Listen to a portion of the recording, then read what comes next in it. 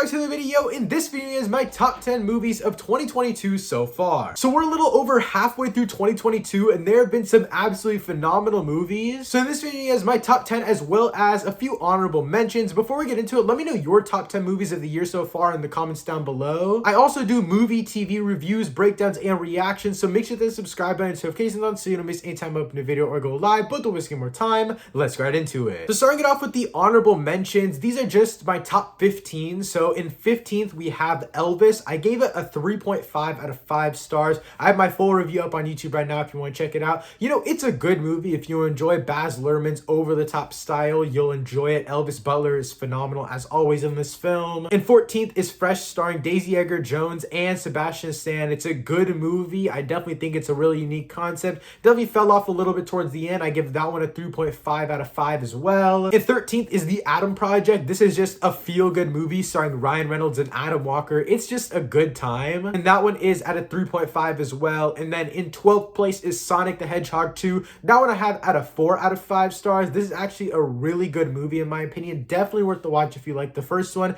If you didn't like the first one, I'm not so sure you're going to enjoy this one, but I really like it. It was a lot more heartfelt than I expected, and overall it's just a fun time. And then to cap off the honorable mentions, at 11th place is X. That's A24's murder mystery movie from this year. Also gave that one a 4 out of 5 stars. It's a really good movie. Just didn't crack the top 10 for me. The visuals, the acting, and just the horror elements in general are really good in this film. Definitely worth the watch. But now to get to the top 10, in 10th place is going to be Michael Bay's Ambulance with a 4 out of 5 stars. This is an action-packed thrill of a ride. It is such a great movie. Did not get to review this one on the channel, sadly. It is such a fun time. Michael Bay goes all out in this movie. The drone shots, the action. You have Jake Gyllenhaal and Yahya Abdul-Mateen II. They're an absolutely awesome dynamic duo. So moving on, in 9th place, and this one might surprise a lot of you guys, is The Northman. This is again a 4 out of 5 star movie.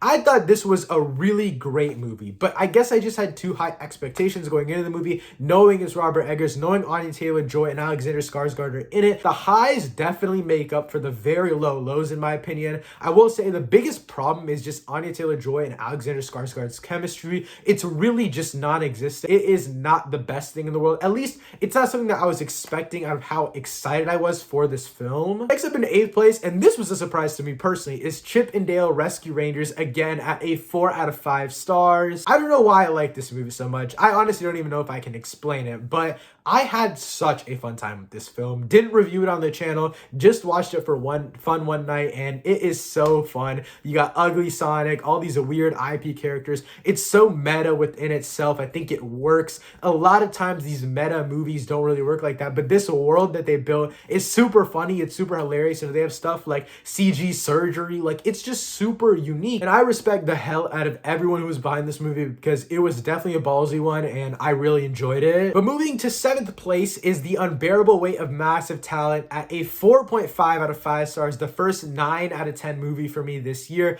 This is the Nick Cage, Pedro Pascal dynamic duo movie, and it is great. It is such a fun time. It's actually hilarious. I laughed a lot. And it's not only that it's hilarious, but the story itself, though, is super basic and very just cliche overall. That's what the whole movie is going off of, and I can really commend it for that. I really enjoy it. Again, like I always say in every single movie review, if a movie is basic, but it does all the basic things perfectly, it is a really damn good movie. My biggest problem with The Unbearable Weight of Massive Talent is some of the side characters, like Tiffany Haddish is very mediocre in this movie, but Pedro Pascal is phenomenal. Nick Cage is absolutely awesome, and there's just a lot of different things in this movie that when they all come together, it's a great time, and I definitely recommend checking it out if you like comedies like this. In 6th place is Doctor Strange in the Multiverse of Madness. This is my second favorite MCU movie. I've made 3 reviews on this movie. My initial reaction, my second watch review, and then my rewatch review, my third one with Brantley, which is the one I just posted on the channel. Go check that out if you want my full thoughts on the movie, but I really like this movie. I definitely think that there are flaws, like I said in my past videos, you know, the pacing, the Illuminati, you know, they're not the best,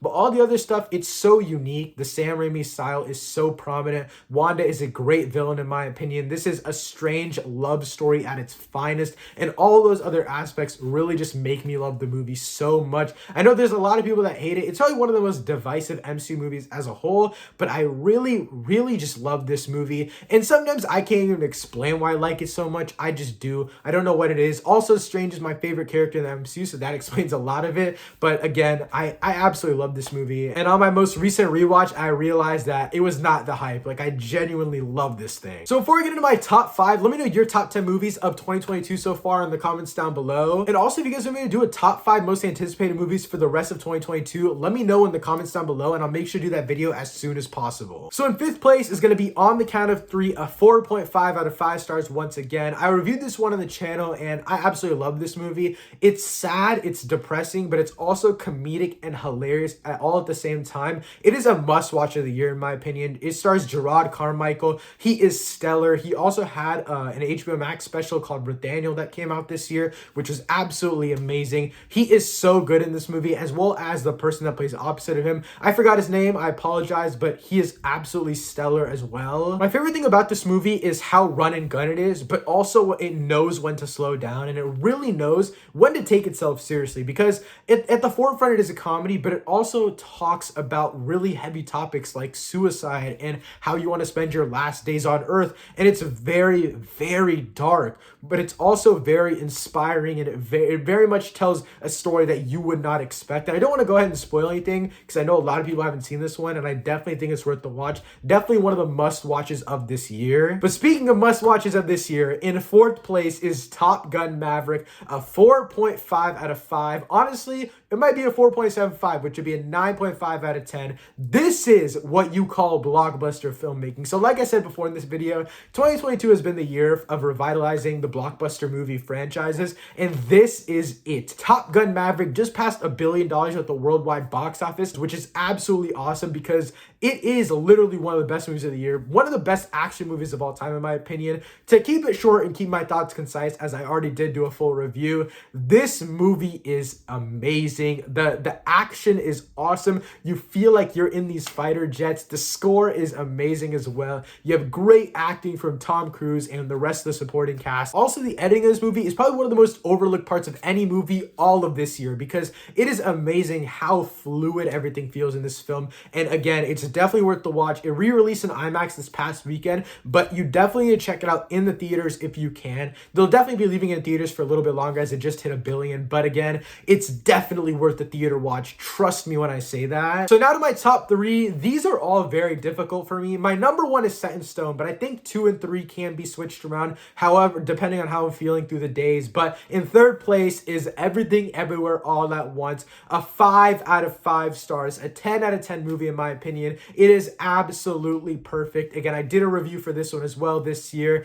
I don't have much to say about it other than the fact that it is stellar filmmaking. It's directed by the Daniels and also gives an award-winning performance, in my opinion, from Michelle Yeoh. This one, if this doesn't get nominated for Best Picture, I will be furious. Even though the Oscars don't really mean anything anymore, it still deserves that title because this is stellar filmmaking right here. It is one of the, if not the most unique movie I have ever seen in my entire life. And it takes the concept of the multiverse and somehow makes it this grand yet so small and emotional story. I don't know how they did it. Again, I feel like I'm not doing this movie justice by just talking about it. You need to go watch it. My favorite moment in this movie doesn't even come from Michelle Yeoh. It comes from this actor named Ke Huy Quan. I think that's how you pronounce his name. He is phenomenal in this movie. One of my favorite performances of this year. He is just so good. And this movie brought tears to my eyes a lot. I was sobbing, crying. I've seen it twice. I definitely want to check it out once again. It's such a great movie all around. Again, 5 out of 5 for me. But next, in 2nd place is RRR, Rise, Roar, Revolt. This is the biggest movie of the year, in my opinion.